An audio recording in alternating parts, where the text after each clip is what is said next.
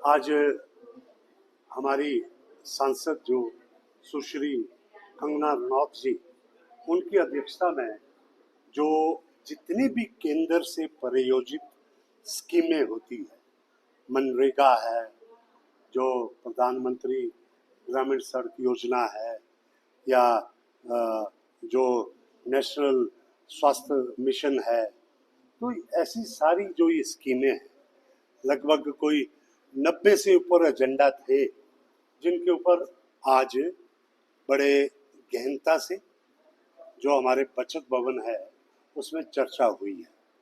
और उसमें खास तौर पे जब यहाँ पे स्वास्थ्य से, सड़क से, आईपीएस से संबंधित बातें आई, तो उन्होंने बड़ी ध्यानपूर्वक सारी बातों को सुना है। अभी पहली बैठक वो ले रही है। मैंने अपने क्षेत्र की जो समस्याएं हैं उनमें उनके हस्तक्षेप की मांग की है। खास तौर पे जो हमारे ब्यास नदी के कारण जो नुकसान हो रहा है, पलचान से लेकर आउट तक, जिसमें कि मनाली विधानसभा क्षेत्र, कुल्लू विधानसभा क्षेत्र, बंजार विधानसभा क्षेत्र और द्रंग का विधानसभा क्षेत्र, जो हमने पिछली जो आपदा में, जो डिजास्टर में हमने यहाँ पे नुकसान झेला है ब्यास की वजह से, उसको किस तरह हमेशा के लिए रोका जाए, उसके लिए 1900 करोड़ का एक ब्यास के तटीयकरण का project central water commission Chandigarh के पास पड़ा हुआ है। ये पहले लगभग 2500 करोड़ का था, लेकिन अभी उसमें कुछ कटौती हुई है कुछ शेड्यूल रेट में। उसमें कोई लीड मटेरियल बहुत दूर से लाने की बात कही जा चुकी थी, जबकि मटेरियल तो नदी के किनारे पे, रेत भी पड़ा हुआ है, पत्थर भी पड़ा हुआ है, बजरी भी वहीं बन सकती है। तो ऐसे में अब ये 1900 करोड़ का है। मैंने उनसे मांग की है कि वो जो है इस योजना को लेकर अपने हस्तक्षेप करें, इंटरवेंशन करके केंद्रीय जो हमारे जल शक्ति विभाग या केंद्रीय जो हमारा आईपी जो वाटर सोर्सेज का जो डिपार्टमेंट है, उससे इसे नमम्मे गंगा का एक जो कार्यक्रम है उसके तहत इसको उठाएं। ये बहुत बड़ी योजना हमारी यहाँ की थी। और उसके साथ में जो बाहरी सड़कें हैं, दूर दराज के क्षेत्र है, जैसे कि मलाना है, मलाना में अभी सड़क टूट गई है, उसका फिर से दोबारा सर्वे करना होगा। किसी वक्त में मलाना के लोग नहीं चाहते थे कि उनके गांव की सड़क बने, वो दरिया के उस तरफ का सड़क का कह रहे थे कि वहां से सड़क बनाइए। अब वो चाह रहे हैं कि गांव को सड़क बने, उसको भी आगे बढ़ाना है।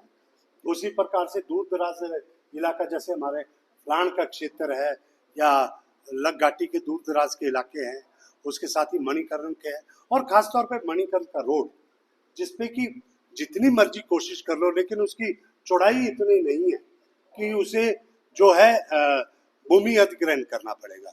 ऐसे में वैकल्पिक मार्ग बनाने के लिए जरूर सांसद महोदय का हमें सहयोग चाहिए कि केंद्र के समक्ष वो इस बड़ी योजना को लेकर आए, क्योंकि पहले भी पूर्व में सांसद ये कहते रहे कि ये भारतमाला योजना में ये प्रोजेक्ट है, लेकिन भारतमाला योजना तो पता नहीं।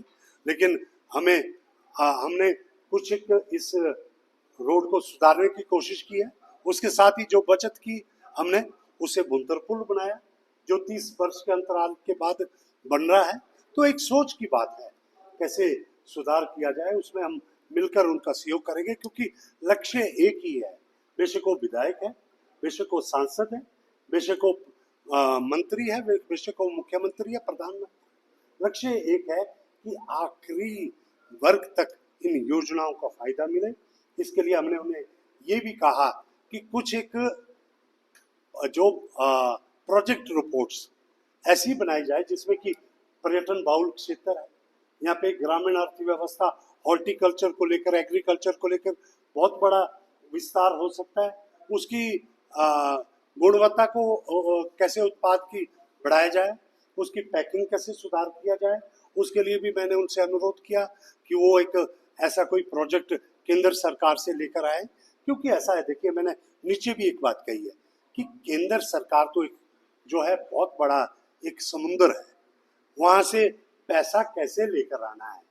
अब हमने भी कुछ एक योजनाएं सीधे तौर पर केंद्र से लेकर आए, तो विधायक के नाते मैं दिल्ली जाता रहा हूँ और दिल्ली से कुछ योजनाएं हम लेकर आए हैं जो अगले बेशक या पार्किंग की योजना है या बेशक तटीयकरण की योजना है, हम काम कर रहे हैं। आज बुंतर में जो हमारे रिवर फ्रंट की योजना है उसको भी ऐसे में जो है हमारी सांसद महोदय उन्हें बड़े गहराई से बातों को सुना है और मुझे उम्मीद है कि हम सभी मिलकर कोई बड़ा प्रोजेक्ट टूरिज्म पर्यटन का, मणिकल रोड का, बुगू टनल के लिए ऑलरेडी मुख्यमंत्री जी ने जो है राजनाथ सिंह जी से बात की है। तो ऐसी बड़ी योजनाओं के लिए हमें मिलजुल कर काम करना होगा, एक समन्वय बिठाना होगा। इसके ऊपर आज बहुत ही सार्थक चर्चा इस दिशा मीटिंग में हुई है।